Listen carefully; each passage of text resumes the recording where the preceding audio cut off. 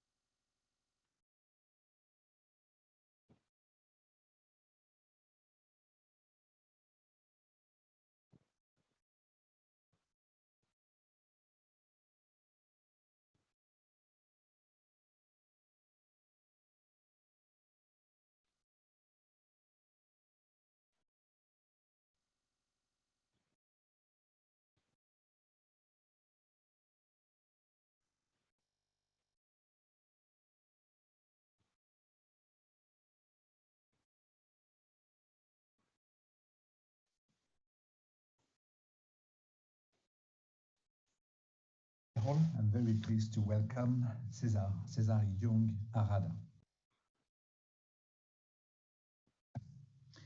Dear all, I'm very pleased to welcome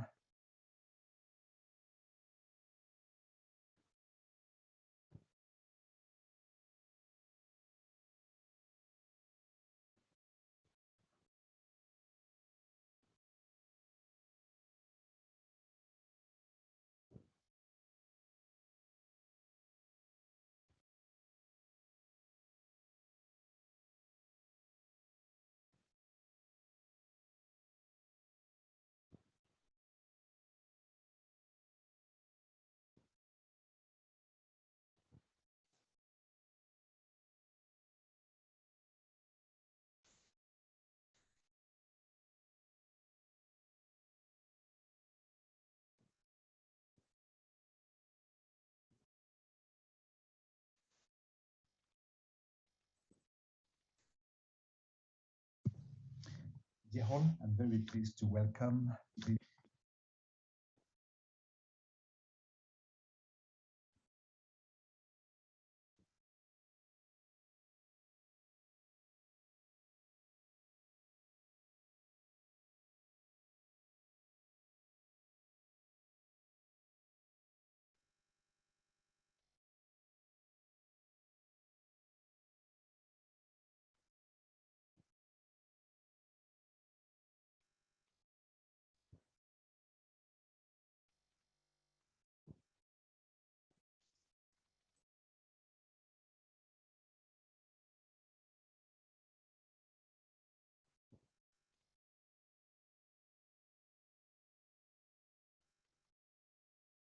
Sound check, testing.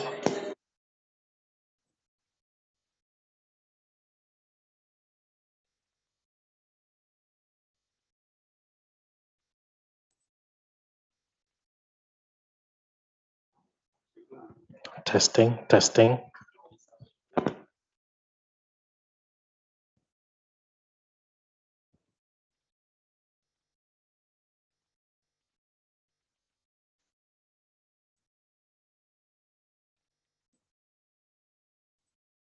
Testing, testing.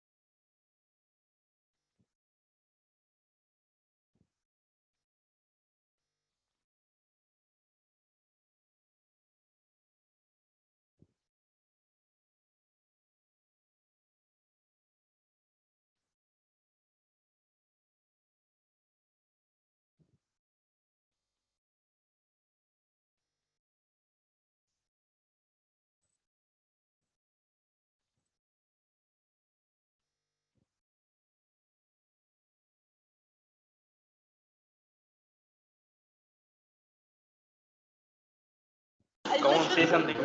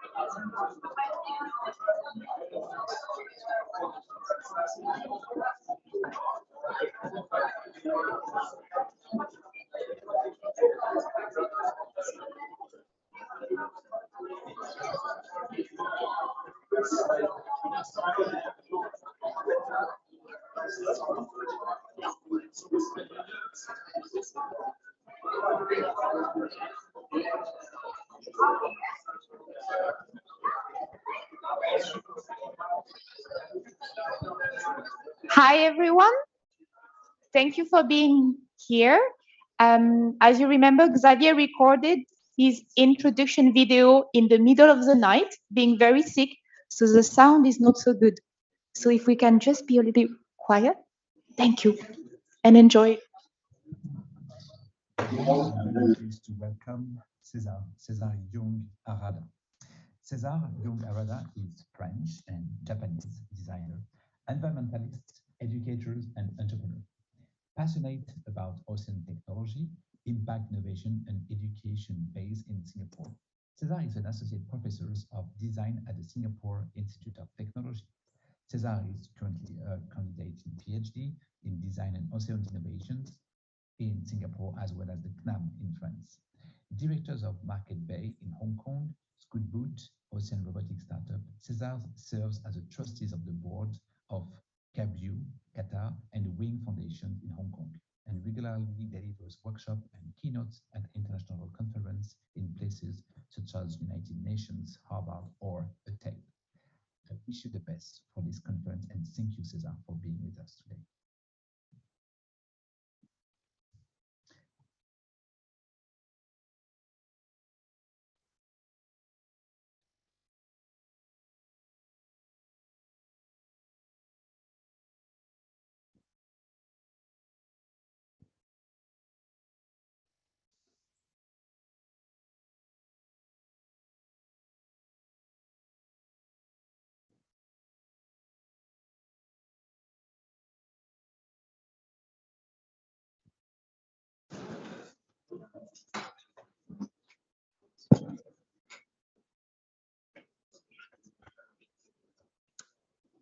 (1982).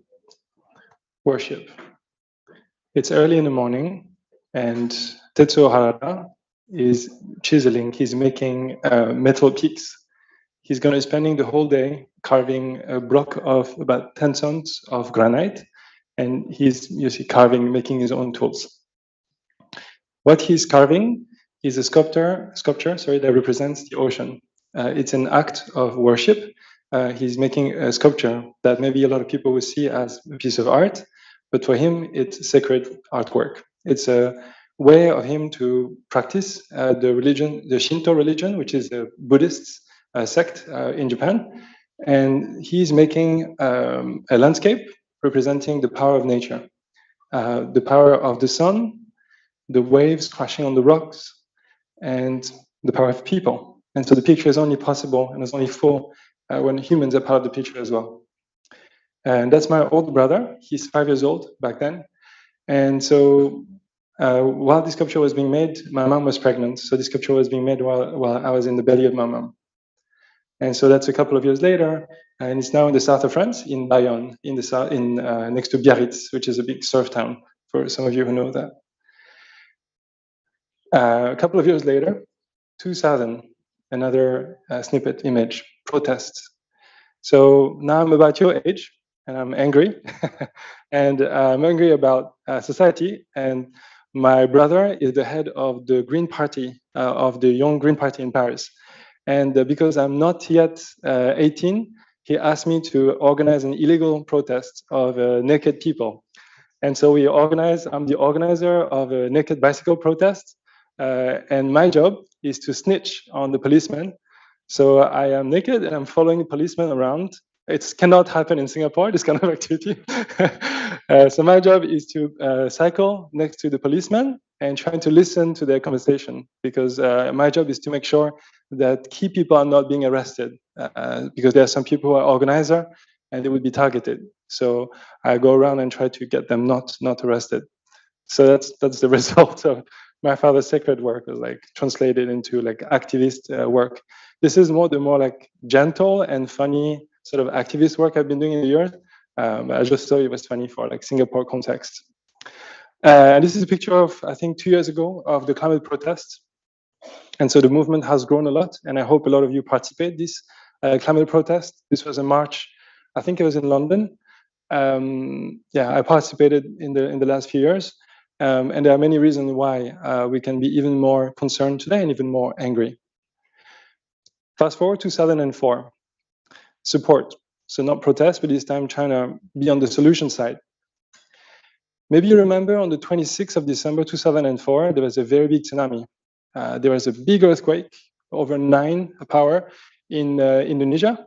And I had some friends, happened to be in India at the time, learning yoga in the town of Auroville. And their building was devastated, and a lot of their friends were killed. And I was still a student, your age, and I received an email, like you probably would do as well, asking me to send money to help on the ground. But I'm a student, and I live in the basement of my parents. I have no money. So how can I do something that is useful? So maybe I think I sent 10 euros or something like this, or like in francs maybe back then. And then I felt very frustrated. That's definitely not going to make any difference. And so I proposed them to make a website to help to fundraise money to buy water filters. Because what happened is that the tsunami came into the land and destroyed basically all the water tables. All the waters went into the well, so there was no more drinking water. And in 1 week of making this very old school website, not very good looking, there was a previous version of this, even worse, actually, the one that I made, but we collected $100,000 in, I think, 6 days. And so it was enough to buy the water filter, to bring water to about 5,000 people in Auroville, in India. And so for me, that was my first step of thinking like, wow, even if I don't have money, if I do a little bit something, I can actually make a difference in other people's life. And I was particularly proud because nobody asked me to do it. And that's my first message to you. It's like, yeah, don't ask for anybody to ask you. Fast forward to 2005, explore. So I'm past the phase where I'm, spending time in the police station because I did some illegal activity, or past thinking like I want to do like humanitarian. I want to explore the world, and I want to know more what is really happening on the ground. And I actually realized that I grew up mostly in the city, and I never spent any time in nature. And so I decided for my diploma to make a film about landscapes, just purely landscape. And so I built myself a trimaran, a very small trimaran, a boat. The legal size is 3 meters. If you're more than 3 meters, you have to have a number plate and a license. So this boat is 2.99 meters. And it's just enough so I could travel by bicycle on the road, and I could also go by the rivers. And so I traveled from the north to the south of France. I had an accident on the road at the end, so I didn't complete all the way to the Mediterranean, but it was really an amazing journey. Anywhere you are, basically, there's nature everywhere. And so if you are taking the time, investing the time to connect with nature, you can have an amazing experience. So I made this film only with landscape. You can, and I had almost like a mental illness where I was constantly hearing music. I was obsessed with music. And so when I was living in the city, there's always like music playing around or noise. Once you're in nature, there's also noise. But I had this problem, I had music on my mind. And being in nature allowed me to sort of make my mind clear. And so if you go and check out this movie called Disponible, or Available in English, the landscape that you will see, I paired it with the music that I was hearing in my head while I was in nature. And so I hope you would enjoy the film. Fast forward to 2010. So I feel like I've explored a little bit, but now I feel the need to, if I want to do something good for the environment, I need to understand it not just with my senses, but I need to measure it, so collect some data. This is a picture I've taken in Kenya. At the time, I was a construction manager for the first co-working space in East Africa. So some of my friends just wrote me this, they just announced on Facebook, I think back then, we're going to be building a co-working space in Nairobi. We're looking for people to come and help. And I was just like, I have nothing to do, so I'm just going to go and help. So I was helping on the construction initially, but then I worked very hard, and I became the construction manager for the whole building, actually. And so I didn't have some time to go home, so I would sleep on the construction site. And so these are my friends waking me up in the morning when they took this picture of me, and I took a picture of them. Being in Nairobi in 2010, it was really an amazing time. You would see this sign like this in the street, the future is here. And there's this incredible palpable energy. In the first week I was in Nairobi, I spoke to 3 young people who told me they want to become the president of Kenya. And I just feel like, wow, some people are so ambitious, and there's something really magical about the energy there. So when I arrived, there was really not much of a plan, just to put a logo on the wall, but everything has got to be figured. And and in a couple of months, we had investment from Google and Facebook, and the president of Kenya came to see it. It was just like this crazy sort of build-up of community. We organized hundreds of events and trained thousands of people and really build up the startup economy in Nairobi, in Kenya. Eventually, the company was acquired a couple of years ago, but for years, it was really like the beating heart of the sort of startup ecosystem in East Africa. But what was interesting to me, in particular, there was one non-profit called Ushahidi. It's a Swahili word, and what it actually was about was, it's an app.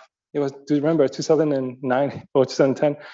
You use your mobile phone, and you can post an SMS or send a message, and it would automatically create a map.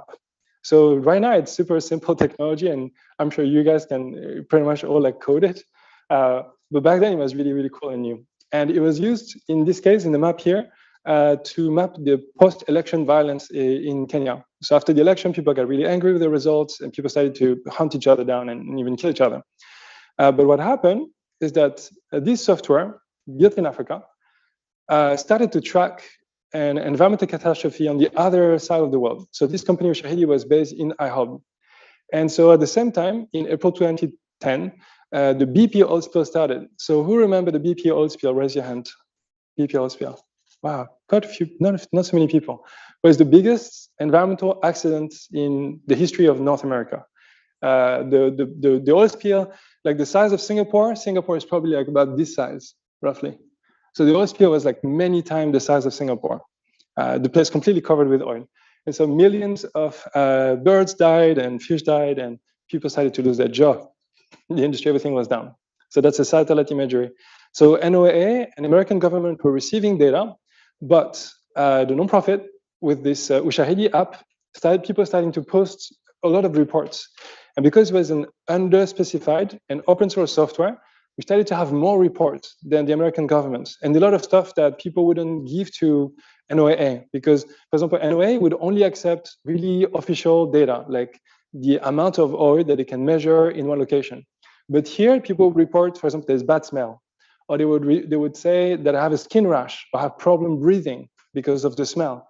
And so we had more data, and a lot of it was sort of informal data. And so that's why we started to have more information. Because of these data sets that we started to share online, I was called to join a team to actually sort of collect data about the BP oil spill and start to organize the cleanup operation. And so I joined a team at MIT. So I was called by a team at MIT to actually join and work on the cleanup operations. And so at MIT, it was really amazing to be there, given that my background is in the arts, to arrive there and to start to work on like scientific and engineering project. And it felt like I was kind of joining like a gang, clique. This is actually oil, OIL. And this is like Pac-Man. So it's not really like a gang sign, but yeah. And so having the access to this place was really amazing. You have this access to this robotics lab, which is like pretty much like best lab you could imagine. And also like really cool sailing club. So it was like a dream place for me, having access to the ocean and having access to robotics. And this really amazing hacker space called Miters.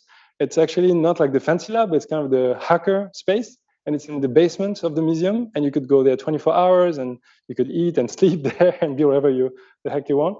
And so that was like my favorite place in MIT. And that was the project I was working on. It's called Sea Swarm. So it's basically a conveyor belt technology, and it's got this super absorbent nanotechnology, and we basically would suck up the oil, and you heat it up, and you can use the oil again. And so the idea would be to have a lot of these small robots. The idea was, I think, quite interesting, but I think it was quite expensive, and it was going to be private. It was going to be a closed source. And I started to get a bit myself even skeptical about our own design. And so I wanted to go and test it in the field. So one weekend, I decided to use my own money and then fly over, because the lab, they were like, no, just focus on your lab work. If it works in the lab, it's good enough. We can get the grant money, it's good enough. But I was like, no. If you're going to take public money, I want to make sure that it's going to work. So I flew there, and I met the people who work on the BPO sphere, like actually there. And this is another sort of snapshot, turning moment. So the guy on the left, as you can see, when I went to map the BPO sphere, collect some samples, I saw the guy arriving in a wheelchair. He's the captain of the boat. So I was like, oh my God, he's going to be. I wasn't sure he could even get on the boat, because you have to, get from the pier into the water. But he basically threw his body inside like a bag of potatoes and just landed there. And then he drove us there. And I'm very straightforward as a guy, and so I just asked him, what happened to your leg? And so he explained to me that he lost his first leg in 2005, so 5 years prior, because of Katrina. It was Katrina, and he was fishing, he was shrimping, getting some shrimp. And Katrina came, and he still had to go out and make some money. And so he was out, and he was a captain. He has several boats, and he lost 2 other of the boats that he had with his friends inside of the boat. And so he was in the boat, and there was a lot of shaking, etc. And while in the storm, his leg got caught into got crushed basically by some equipment. So he lost his first leg in Katrina. And then because he's lost 2 of his 3 boats and a lot of his friends, he had to, after he recovered, he actually kept working day shift and night shifts, because he was trying to support the family of his friend who passed away. And so one night shift, his other leg, the remaining leg, got caught into a net, that the horse that lifts the net. And so now it's the BPO spill. It's no longer illegal to fish because there's oil in the water, so you cannot fish. You cannot take oil. There's no more tourism. Basically, like all the industry have stopped. And the last thing that is left for him is to take people like us to take pictures or take samples on the oil spill. But he was telling me that actually the hardest part in this is not that, is that yesterday his best friend shot himself. What happened is that his best friend was working on the BP oil spill, and because of the toxic they used to make the oil thicker, to be easier to collect, his friend got sick, and then because he got sick, he couldn't work anymore and provide for his family, and so his friend's family left, and then he just shot himself. And so what I realized in that moment was that when you have an environmental catastrophe, yes, it's dirty, of course. Of course, there's an environmental cost, but then it destroys industries. It destroyed the fishing industry, it destroyed the oil industry, of course, it destroyed the tourism industry. Basically, there's nothing left. And so, like, when you think about environmental, usually you think like, oh, plastic bottles in nature, or like, oh, poor turtle, or something like that. But actually, it's much, much more. And down the line, there's always people who actually are dependent on the environment and who will be on the front line. And so, back then in my lab, I was asked to, continue to do this project and raise millions of dollars for this technology. But then when I saw how people's life are affected, then I was like, well, our technology maybe cannot make so much of a difference. It will not be used by them. It would be a technology to replace them. If we make those AI and robotics technology, the agenda is actually getting rid of people who are supposed to do the cleanup work, for whom is the very last thing that they have. And so, for me, on the way back to Boston, I was thinking, how is it possible that we're developing technology that is centralized, that is patented, expensive, and it's going to take us years to develop this technology? Can we do a different approach? Can we do something that's community-based, open source, and low cost, and do it much faster? And I had no idea how to do that, but I thought that I had to do something completely different, opposite of what I learned in school. And so this is what I've tried. So because I had no idea how to do it, the first thing I've done is quit my dream job. So I left MIT and I moved to the Gulf of Mexico. I had no plans when I arrived there. I had $10 in my pocket, so I had to do a bunch of little jobs. But I was also volunteering. So I was volunteering first to map the BP oil spill. So first I helped on the cleanup, just to remove it. But then quickly, BP made it illegal for people to actually remove the oil themselves. Because BP's oil was on the site, they say it's our property. So it's not legal for people to remove their property. It was theirs. And they made it so that only BP employee could clean up. So they made it so that they will become the contractor for the cleanup. So they earn money from cleanup operations now. And they made it illegal. So it means that you would be fined. You'd be basically, if you take oil, cleaning oil, you'll be basically stealing BP property. And that'd be a Class D felony. And for a foreigner like me, not American, it means that I'd be basically kicked out of America and never be able to come back. So the only thing that we could do with the other activists, we could not touch the oil. We could not get close to the oil. We're not even allowed in proximity to the oil. We had to fly above the oil. And so what we did is that 2009, drones are very expensive. So the cheaper option for us was party balloons. So we just get a bunch of party balloons and we fly them above and we start to attach cameras. We attach cameras in plastic bottles. And those cameras, we fly above the polluted sites, and we take thousands of pictures of the oil sites. And then we stitch those images together, and then we give those pictures to the residents, and those residents would take BP to court, and they say, hey, my beach is still extremely dirty, it's full of oil. And over time, we developed systems for making UV photography, so we also hack the camera, and we start to make them so that the oil will really pop out, and you could really see the oil on the picture. So as we were working on the cleanup, on the mapping operations, I kept thinking, how can we actually clean it up? It's nice to measure and figure where it is, but I want to remove it. I want to remove it also in the sea, because when you get it on the beach, it's already too late. It's already affected so much the biology. So in 2010, I started to save up a bit of money, and I continued to experiment. So I don't have the resource of MIT, but I borrow the garage of an old lady in New Orleans, and I start to hack little boats. I'm thinking, is there a way that I could pull an oil absorbent? So the sponge that sucks up the oil, can I control it?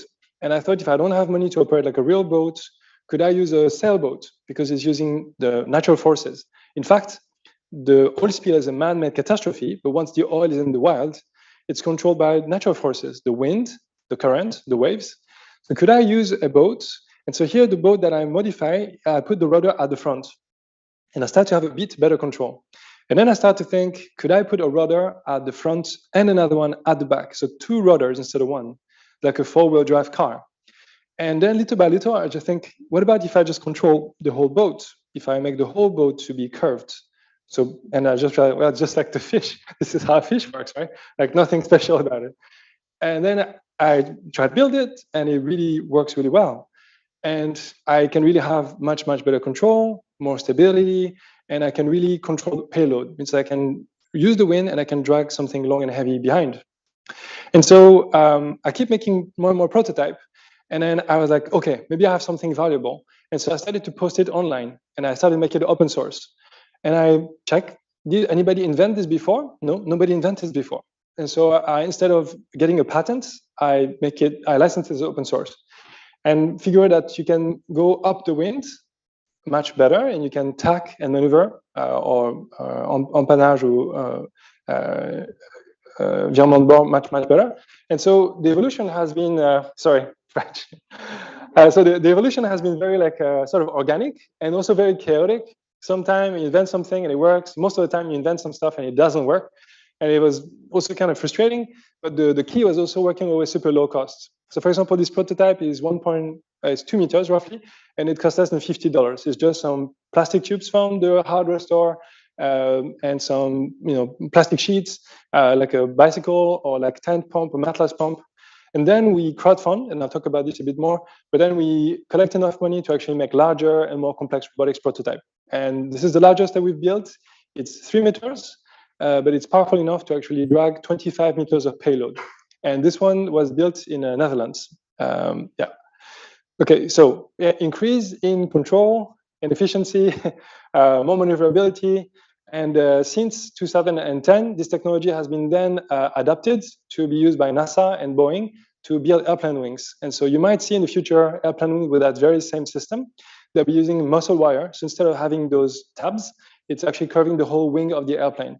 And we're looking at a 25% increase in lift. So it means that the same wing can lift 25% more weight. And we're looking at reducing a lot of the fuel, basically, and reducing turbulences. So making airplanes safer, faster, less turbulent, and cheaper to operate. So everything is open source. You can actually go online and find the software and everything. And so working open source, contrary to working at MIT, allowed me to actually make this completely open. And so the community started to grow. This technology back then was the second project ever, technology project on Kickstarter. Kickstarter now is a very big platform, but back then it was very small. I just bumped into the founder of Kickstarter. Back then he was also a DJ in New Orleans. I just bumped into him and so make the campaign. And back then, $33,000 was a lot of money. Now it's like almost like a failed campaign. But back then it was one of the biggest campaigns back then. And so with the money that we collect, we're able to spend, again, very transparently. And then we can test not just my idea, but we try all the people's idea. So we flew people from different parts of the world in Rotterdam, and we could build all these prototypes. And so the idea is that if we work in open source, we can work much, much faster and collaboratively. So then the boat ended up in some art and science museum around the world. But then I kept thinking, it's cool to be shape-shifting, but could we even go further and make this kind of boat actually carry more capacity? And so instead of just having like the payload and the boat, could actually we build the boat like trains?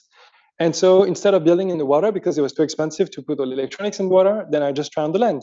And so this test was made in Estonia. So you can hear like I'm talking about different countries because every time we found money, for somebody left a comment from Estonia and say, hey, we love what you do. It's cool. Would you like to do this in Estonia? I say, yeah, of course we'll do it in Estonia if you give us money. And so I ended up like going all around the world with those kind of projects. And then we tried to see, is it scalable? So this machine is 7 meters in length. And the power to control it is the same amount of power you need to control just a mobile phone. So it means that you can make a large vehicle and you can control them with very, very small amounts of power. So yeah, so the idea is that we could, and it's transferable for boats, it's more maneuverable. We haven't built something that is much longer than this, but basically the idea is that yes, we could build boats like we could build train and have modular shape-shifting like soft boats. So the key is that we put the documentation also before we build it and get feedback before we build. And then we put also a test file and we ask aggressive feedback. So we have a lot of people who are like volunteers who are professionals. They don't have time to work with us, but they can give us maybe some feedback. And so we'd send them the file for testing before we build it. And then we will ask them to give us the tough love, like tell us what we did wrong. And so like this, even if they cannot spend a lot of time because it's a lot of volunteer work, they could still contribute to make this technology better. And even during the test, people send us a message on YouTube or Facebook Live, and they say, you know, like your mast is too heavy, or you need to add more weight, or add more motors, or change stuff. And so in real time, we actually change the prototype during the test. Everything is documented on Instructables. People give us the tough love, they give us the hard feedback. And we don't really know, but the technology we expect could be quite scalable. So we don't know how big we can make it, but we expect that it could be improving performances for sailing boat in general. So 2013, I had this technology shape-shifting boat and thinking, how could I scale it? If this technology can really improve how we collect oil spill, if it can improve like shipping in general, how can I make it faster and bigger? And so I was lucky to get into, I was based in San Francisco, moved from New Orleans to San Francisco because I thought this is the Silicon Valley. This is where you can like make any sort of technology happen. But I keep applying for competition, and I got into this. I have this simple list of material, so to make this small version of the boat, and I'm thinking, how can I manufacture it? And I got into an incubator called Renewable at Sea. This incubator is inside of a university, and this university is on a ship, and that ship sails around the world. So we left from San Francisco, crossed to Hawaii, go to Japan. You can see all these places. And so I was able to build a version of the boat in every port. and test this boat in every water, and then pitch this technology in port to the local people, the fishermen, the potential investor, academics, and try to see if this idea has some legs. And so, yeah, so for example, this is a picture from Ghana in Axiom, next to Accra. And this is in Casablanca in Morocco. And every place where we stop, we try to build this prototype and see if people understand or appreciate the technology. Eventually, I found that making this boat in China, in Hong Kong / Shenzhen, it would be 7 times cheaper than San Francisco and 4 times faster. And so I talked to my investor, and my investor said, okay, you're moving to China. And so in 2013, I moved from San Francisco to Hong Kong. But when I arrived there, I am a broke inventor. So I don't have money to, I was actually given free space by the government, but it's in a science park, and it was very boring. It was, they wouldn't allow you to make a mess, or it was not a place where you could really be creative. And it was like scientists on this side and designer in another building, and there was no like cross-pollination. And so I found a chicken farm, abandoned chicken farm, and I transformed it and I tried to build it in replica of what I had at MIT. I tried to replicate like a robotics lab in a really rural environment. And so I built a small robotics lab in the countryside. But quickly, I ran out of space because when you make boats, it takes a lot of space. And I didn't realize, but Hong Kong is the world's most unaffordable rental housing market. It's the most expensive rent anywhere in the world. And I didn't compute that. So when I tried to look for a place to work, I could not afford anywhere. And so there were a couple of co-workers.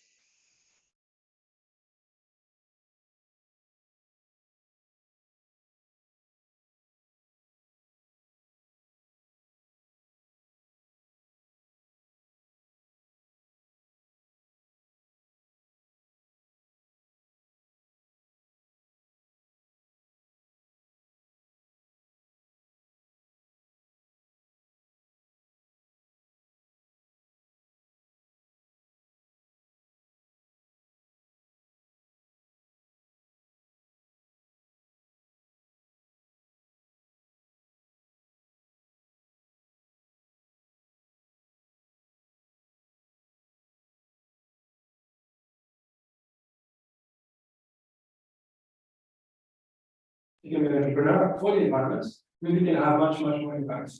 So my belief is that I'm sure there's many more smart people than me in this audience, and that combined working together can have much more impact than I could ever have. And so this is when I realized, okay, if I want to make a change, I cannot do it by myself. I have to build a community. And so I found this most dirty industrial phase, cheapest industrial phase I could find. There were dead rats and cockroaches and just horrible pieces of thing are falling down. There was like the worst space you could find. It was the only place that I could afford. And I just paid the floor and I called the people and said, hey, I just painted it. Would you like to make like a creative space and we share the tool, and you can be a fashion designer, and you can be an architect, and you can be a mechanical engineer, and a chemist, we can all share the space. And I called 100 people, and 40 people showed up in that meetup. And with the 40 people, out of the 40 people that came, 10 of them actually signed up to actually become a tenant of the space. And so we have money, so we have to repair everything ourselves. So we do the construction ourselves. So we have a lot of volunteers, a lot of women came to do the heavy lifting, and the men came to do the painting at the end. But eventually we had this very nice space, and you have every tool you can imagine to build things with woods, with metal, electronics, you can do PCB or textile. We even have a lab room, you can have a biology, a biohacker space. And so in this space we build everything from working with the shelters for the homeless. And this was the summer program. We decided to build Hong Kong first self-driving vehicle from scratch. So we get a couple of students, mechanical engineer students, electrical engineer students, software engineer, designer, a couple of artists, and we basically build a car from scratch.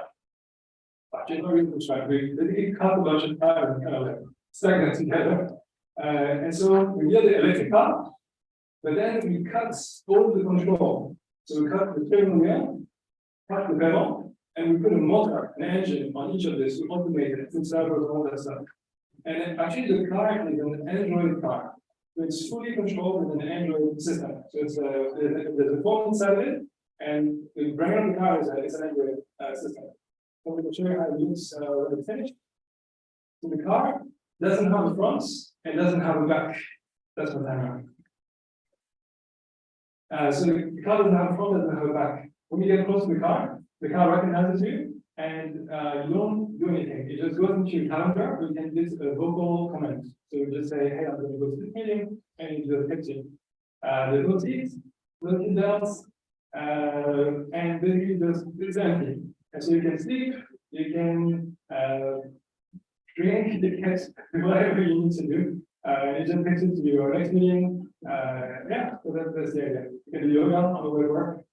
And so the idea is that when you have a maker space, it's a place where you can just create whatever you have on. You don't have like a necessary agenda. And so we presented this as the Formula One, the Formula E, Formula E competition. We did a bunch of other activities. We helped to map the genome of a bunch of species. There are like the rare species in Hong Kong. We created a system to map the movements of plastic trash in the city.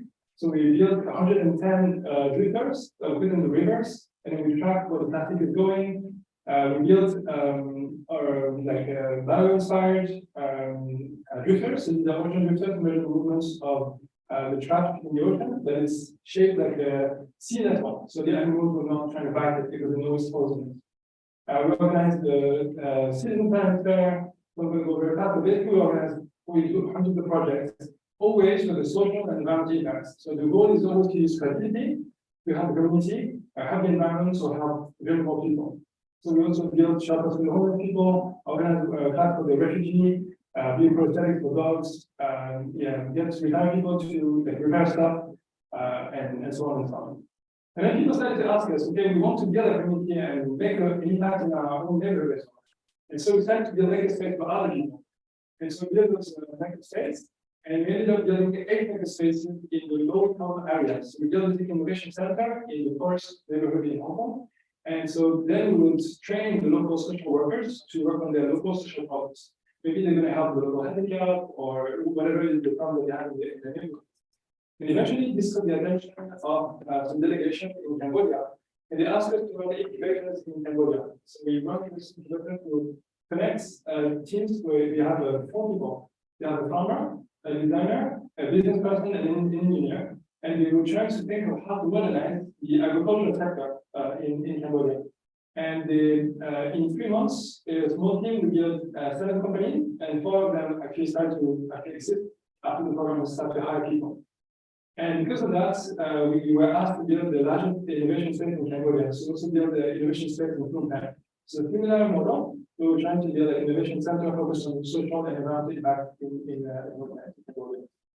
I will go fast on those other things. We basically do a lot of projects to address environmental issues. One of the recent projects is coral loss. So corals are dying, and we, with the students, look at the new, we develop a system to actually map coral reef. At the beginning of the program, the students don't know any electronics. They are just middle school students. And one of the students came up with this crazy idea. Instead of using a mechanical device, so a quadrant, so this device that you use normally, this device is a quadrant. This is how we measure coral today. Today, to measure coral reef, you swim, you put a square, you swim back, take a picture. Then you swim again, and you move it 1 meter away, swim back, take a picture. So we actually calculated that if you do this technique, by the time you have measurable coral reef, you will be dead. So that's too slow. So for my students, we asked them, okay, this is the state of the art. How do we do something better? And so my middle school student proposed to use a laser. So we flash a laser. Instead of putting a square, we project a square. And so like this, you don't have to go up and down. So the students, they've never done any electronics or any optics, and they just hack on the spot. They learn electronics on the job. They've done any optics, no problem. They learn. They've never done any machining, they learn on the job. And so in 3 days, they built the first day the quadrant that I've ever heard of. Basically project a square, and like this, you don't have to swim down and up. You just project a square, take a picture, job done. You can just swim, take a picture, snap, snap, snap.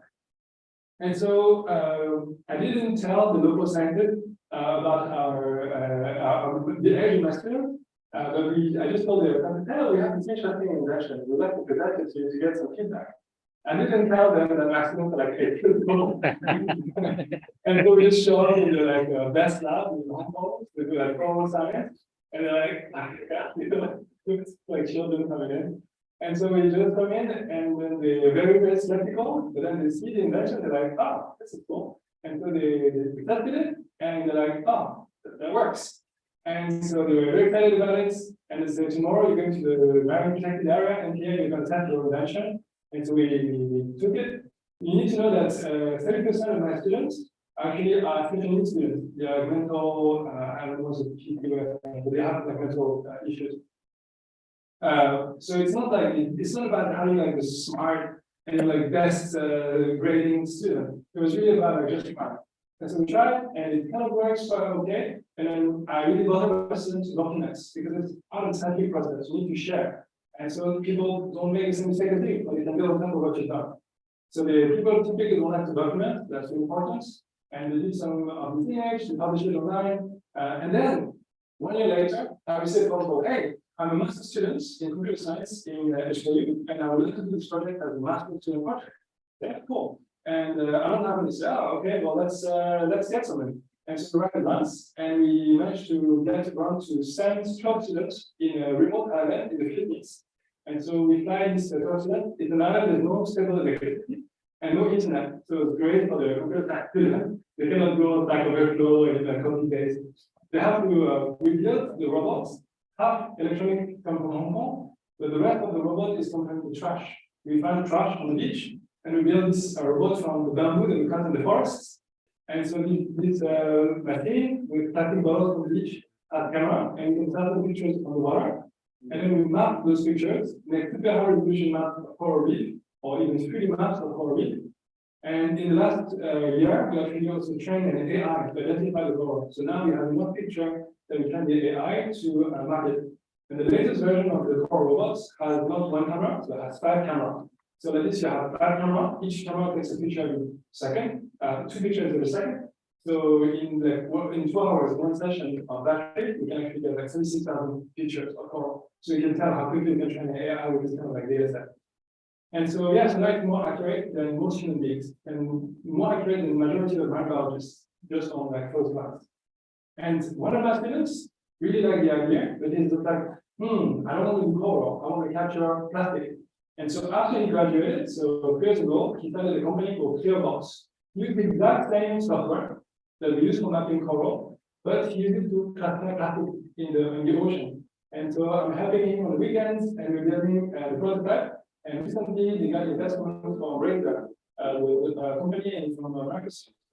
It's not using this machine to capture the plastic in the box. So I'm really proud of my students. They are actually making more than me by making the website and using something for like coral, fortunately, to like capture plastic. You can look them up. I'm going to go very quickly to the last one, but I'm going to skip this one. Basically, I recently built a floating solar hydrogen plant. So I will this one more in the next. Okay, so this is 2022, and I'm showing you sort of progression. Right? First, like sort of my family religion, sort of pushed me to have a political desire, but it's evolved. And 3 months ago, I built a project for the first time. I feel like instead of repairing something that is broken, I feel I'm finally trying to go at the root cause and trying to do something that is helpful. So I was 2 months ago in Bali, and we're trying to see if we could bring decentralized energy network to people who are living in the coastal area. And so we drive around and meet people around Bali, and eventually we came up with this concept.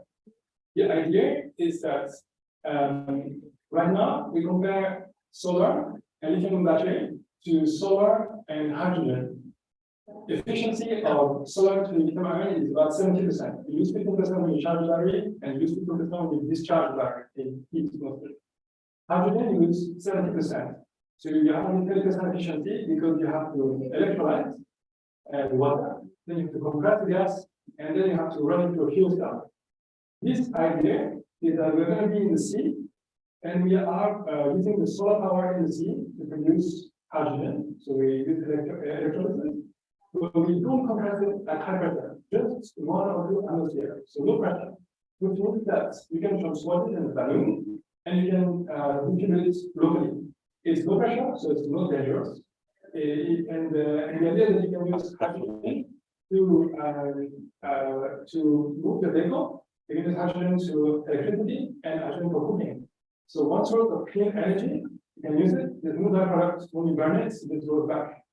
And the idea is that I think that because there's no real limits, there's so much space in the ocean, you can actually scale this technology. Then this is what I'm researching right now, is how to make this so that this infrastructure, energy infrastructure, doesn't belong to a big energy company, but belongs to a couple of people. So the conclusion is this. For me, I don't believe how slow it is being for me to sort of figure out that I want to do something to address the problem. The reason why I make this presentation is because I hope you can skip all of this. I hope that you can skip and go directly to do something that is useful, that is also like financially viable. If you can use the energy to do something for the environment, that you can also make money in the process. It is possible, and it's really, really desirable. And yeah, this is how I feel.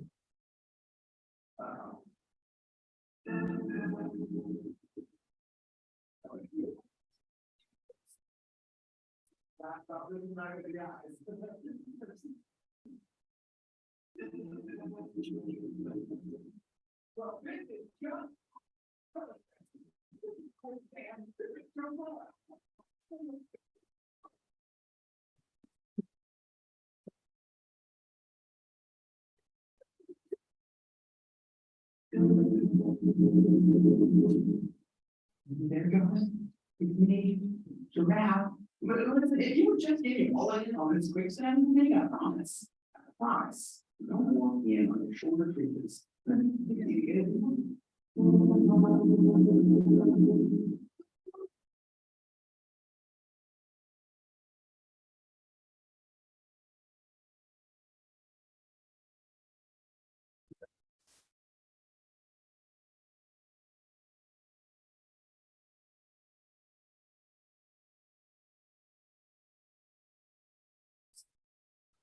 This.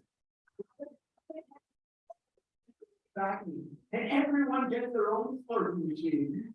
Yeah. Take me, sweet death. I'm waiting for loving. I think I hit the bottom.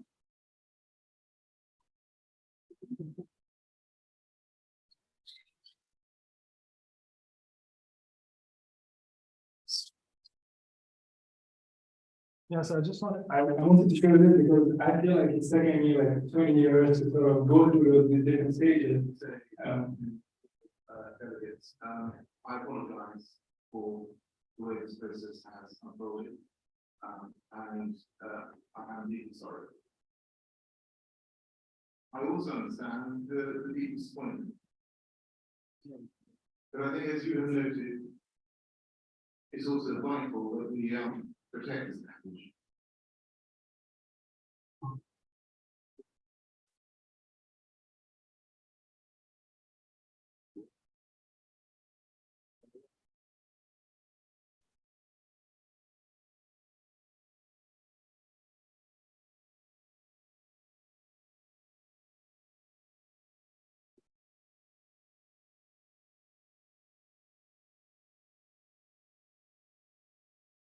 So I wanted to show this. This is the COP21 president of the COP21. We basically said that they basically didn't manage to, to meet the target. It is basically saying 1.5 degrees is probably not going to happen, and that they failed essentially.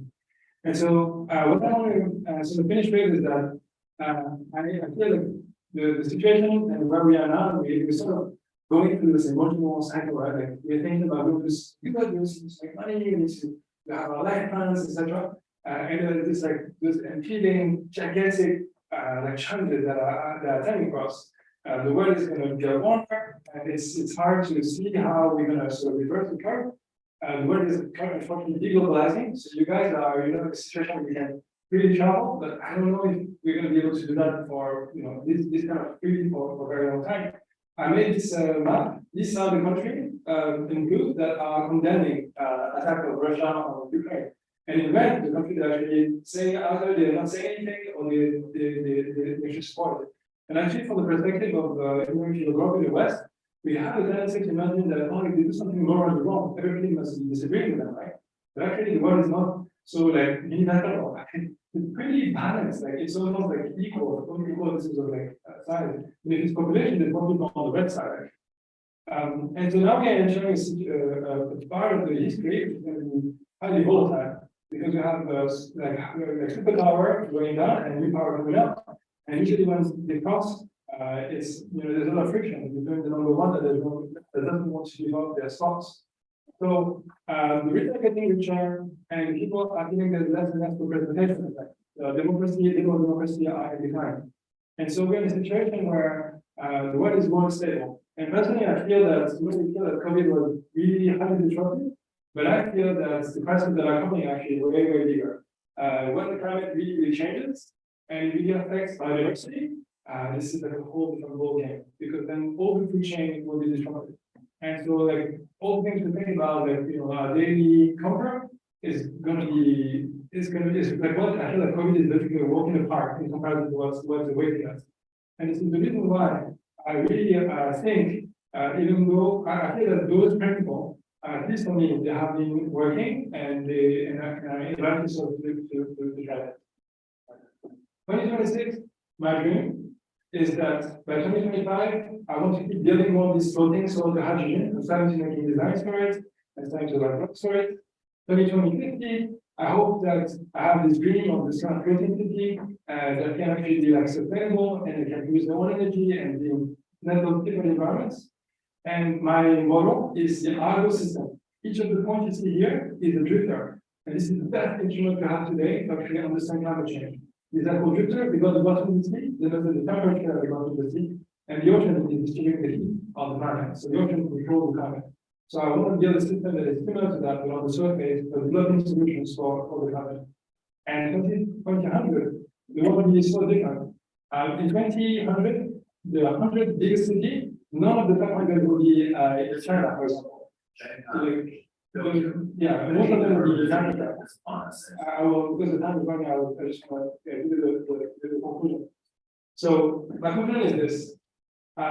Personally, my journey, even though I've been out of politics, I've been outside of this political activism, but now it's mostly out of it. But deep down, I'm still trying to be an environmental activist through different channels. All the things that we do every day actually can contribute to this, whether it's art, whether it's discussing with other people, all the stuff that we can do can actually be political. The only thing I'd like you to walk away with is this I would like to propose you these four experiments. Today, the world is basically driven by money. We use technology and we use people, human resources, and the environment is just extraction. We just extract from the environment. This is how we are running the world right now. This is what we're destroying the environment because this is our requirement to make money. What if we actually build companies for which the primary goal is to actually make money? To make environment, sorry. The first goal of the company would be actually to do something good for the environment. How different would those companies be, right? Like how different will business look like? People the time. Anyway, so yeah, so that's my message for you. If you can think about this, I really appreciate your thoughts and what you think it could look like. Thank you.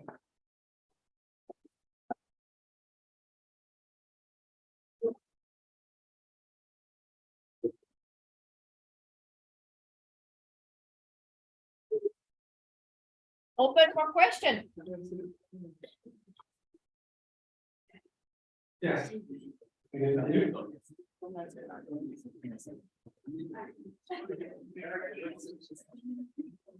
Historical, what are the boats to like filter oil and then it around and the boats like with the energy system? How is it going now? So the way that my lab started has been from less and less on the engineering side and recently on the academic side.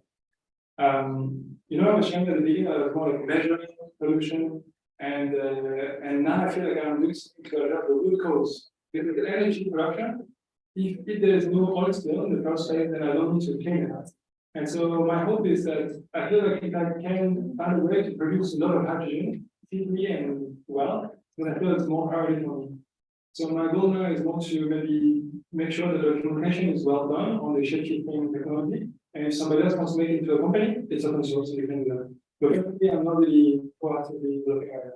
Even if I think it's really cool, but I feel like I have other stuff that is more like urgent. Yeah. Yes. Oh, you can actually press on the button here. Okay. The lady at the mic. Oh, yeah.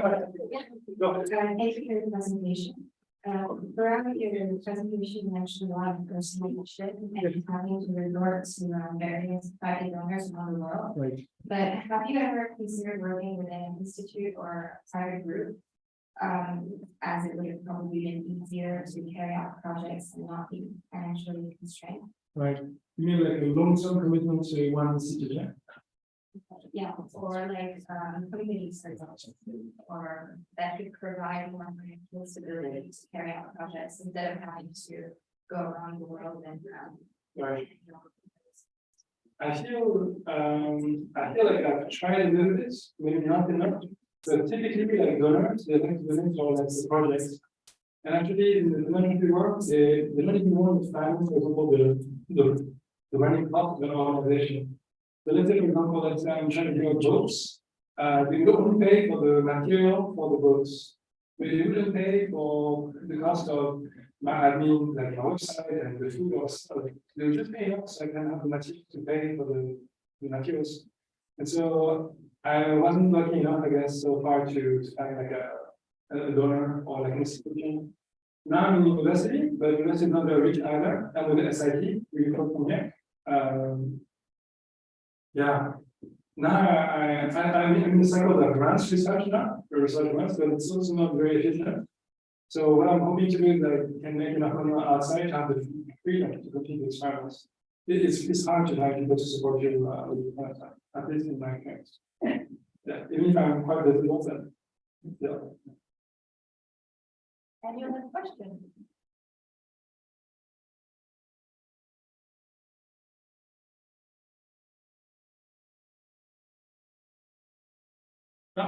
We have one.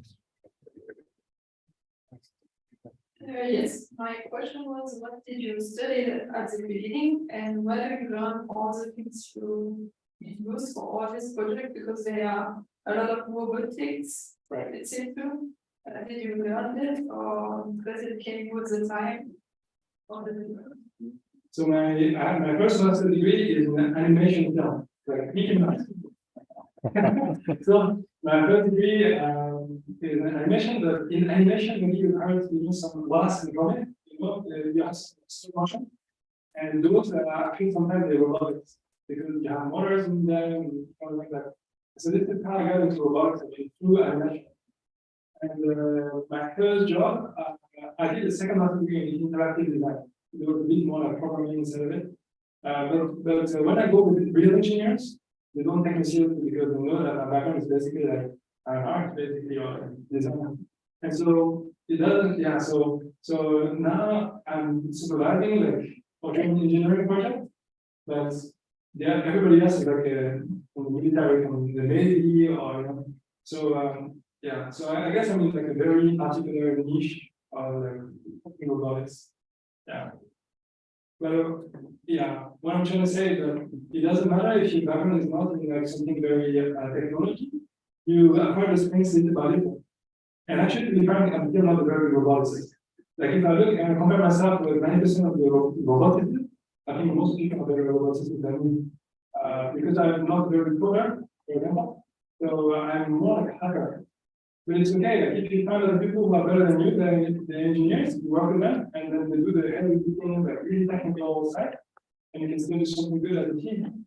So yeah, it's not because you're not technical that you should stop here. Yeah, when I started, like people, everybody did that and making stuff. Yeah. Yes. So you don't put any patents on any invention you do. So how can you be sure that nothing will be stolen by someone, and you make sure that all your invention goes to the population instead of private companies? Right. Thank you. So actually, my intention, I wanted to be solved by people. I want people to take the invention and do something with it. So for example, the ship-fitting boat, if NASA and Boeing want to make an airplane wing or boat with it, I'm very happy that we do. The idea is that like if you do something that is good, it's so much bigger than you. You know, like and so that's being used by the local population instead of being stolen by big companies making money out of it. Yeah. One of the reasons why I moved to China is because a lot of places in China don't respect intellectual property. So that's cool. I want to be the person people don't really care who belongs to, and just want to lead it. I think it's about working with the population. If you want to use it and they don't want to use it, you have to work closely with them. So, for example, what we intend to do for the protein spoiler hydrogen, we are working hard to put it in the indigenous populations, locations in Bali, where they grow in crops. And so, when you produce hydrogen, you produce oxygen. And so, we want to put the oxygen on the water, and the oxygen actually improve the quality of water. And also, we have something floating. We can actually attach organic stuff and just cause the habitat for the crops. So the hope is that we are working with indigenous people, and they have an environmental benefits as well as an economic benefit from reducing their cost of electricity. But then it's going to take time to work with them. It's not like you can drop the technology and then figure out you have to work closely with them. At least in the beginning, I would say. The dream is that eventually they don't need you. And the copy is without you being here. That's like, you secreted. Yeah. For us, it's open source. The only thing we ask is that credit. They give us credit. So it means that even if they copy the technology, people still know that we are the originator. And that helps us to stay on top of the technology. So we learn from everybody that makes variation of technology. And so at least we maybe we're not the cheapest, but we know what's going on in the market and try to make the best.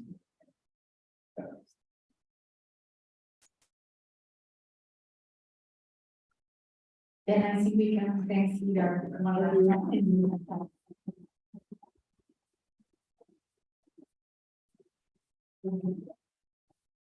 of the meetings we shall 15-minute break, and then we can take with speakers.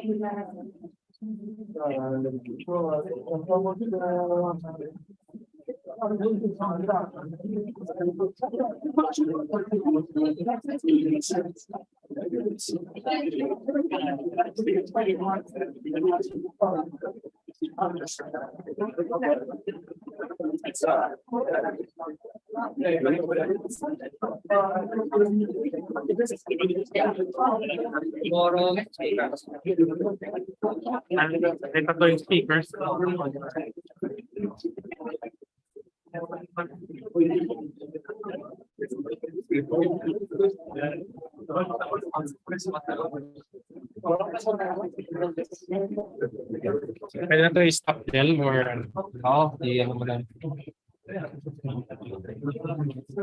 siguro mas maganda ko yung parang reception or resolution ng dito eh.